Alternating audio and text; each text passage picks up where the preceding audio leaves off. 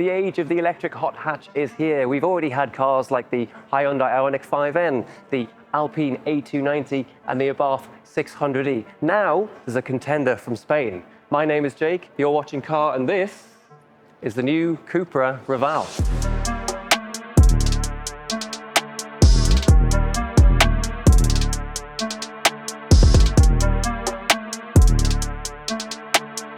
Cupra, originally SEAT's performance subdivision, is going from strength to strength since it was made a brand in its own right. It's managed to make a much more desirable version of the VW ID.3 with the Born, and even steal sales away from premium brands with its racy-looking Formentor SUV. Now though, Cupra is tackling a big question. How on earth do you make a small electric car interesting? Its answer? By making it a hot hatch. And for some unknown reason, Cupra has decided to take us to an abandoned power station in Barcelona to explain how.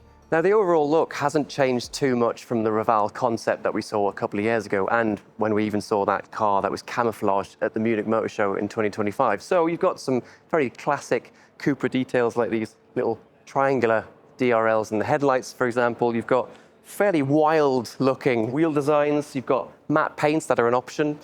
Brave if you choose it, I'll be honest, especially if you park under a tree regularly.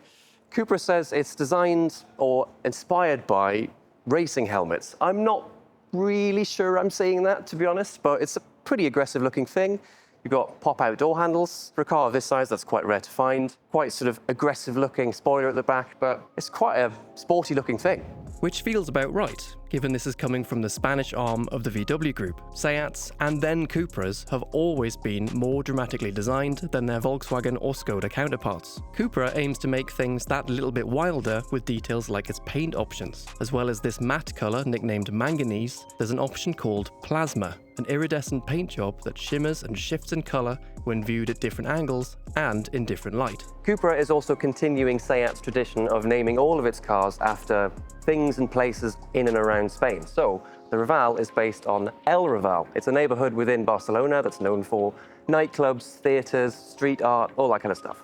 Historically, El Raval has been known for its crime, but has more recently become a centre of culture, artistic expression, and classic Spanish architecture. Cupra leans into that part of El Raval's identity, with all of the car's marketing bump describing it as rebellious, radical, and forward-thinking. To me, that sounds a lot like Car Magazine. Every month, we bring you the most in-depth stories, road tests, and features on the latest and greatest cars. We put you in the driver's seat, the boardroom, the engineering department, design studio, and on the factory floor. By subscribing, you'll save on in-store prices, never miss an issue, and enjoy delivery right to your door, which is free if you're in the UK. Simply visit greatmagazines.co.uk/car to check out our latest offers. Now let's get back to the Raval.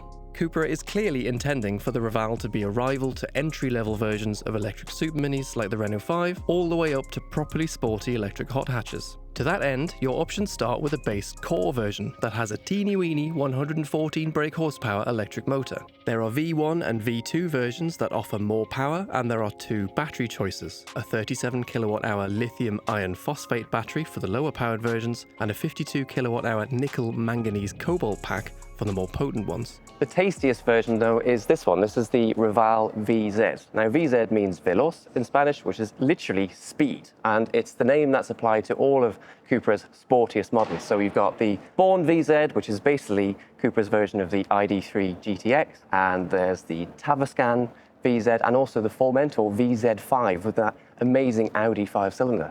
Now, this Raval VZ has 223 brake horsepower. It claims a maximum of around 248 miles. That's similar to an Alpine A290, for example. But also there's a load of performance-y-ish kind of equipment on it. You've got a limited slip differential. You've got sports suspension with adaptive dampers. You've got the ability to turn the traction control completely off, and something called e-launch.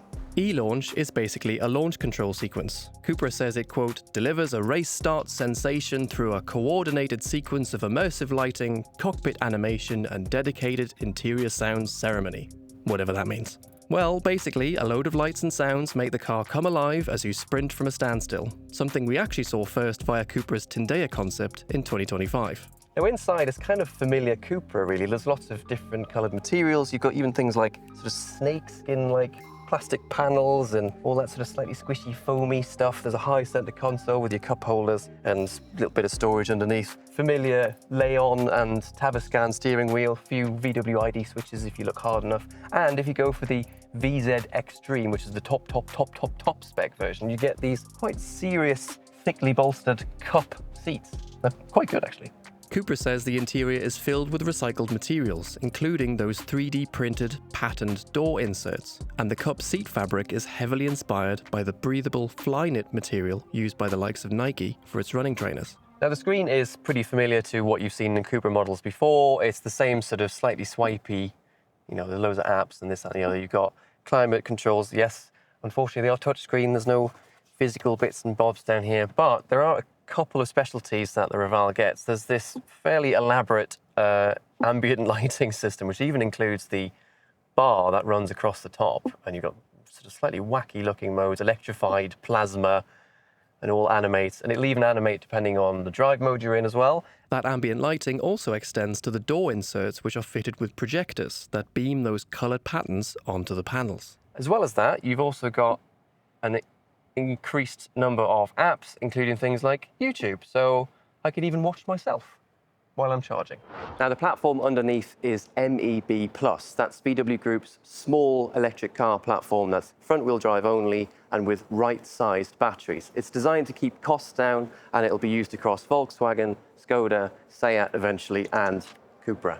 The Raval is the first to launch using MEB+, and is meant to be the sportiest car out of the series of small cars that will use the platform. Skoda is launching a small crossover named the Epic, while VW will soon launch its ID Polo hatchback. That ID Polo will also spawn a GTI version, which is likely to steal some of the Raval's performance technology. And the VW Group has been promising that this has some properly smart packaging, meaning space should be good inside. Time to test it out. All right, let's see what it's like in the back seat. So I'm 6'2". That driver's seat is in my position, and it's all right, it's not too bad. There's just enough knee room behind this fixed back cup seat at least. It's not too bad back here. It's a lot better than the Alpine A290, for example. It's a bit cozy back there. Not too bad here. Now forgive me a moment, I'm going to get quite consumer and a bit nerdy, but I have to tell you about the size of the boot, because it's 430 litres. Now, yes, fine, that's kind of relatively meaningless, but the space is actually larger than a VW Golf or a Seat Leon. Now, when the Raval launches in the summer of 2026, prices will start from around £23,000 for that base core version, but then they'll rise right the way up to around £35,000, £36,000 for this top spec VZ version. That's quite a price jump. So, pretty racy looks, quite a lot of decent interior technology, some oddities for sure, but also this VZ version has things like a limited slip diff. That's something an A290 doesn't have. So yes, fine, 35, 36 grand for that top spec version is quite a lot, but who knows, the Raval might have an edge. Add in the fact that Car has driven a prototype of the Raval and came away very impressed. In that case, Cupra might be on to a winner. Want more hot hatch action? Watch James's review of the Raval's closest competitor, the Alpine A290. Or, if you're looking for something a little faster, watch my review of the Toyota GR Yaris after living with one for 5 months.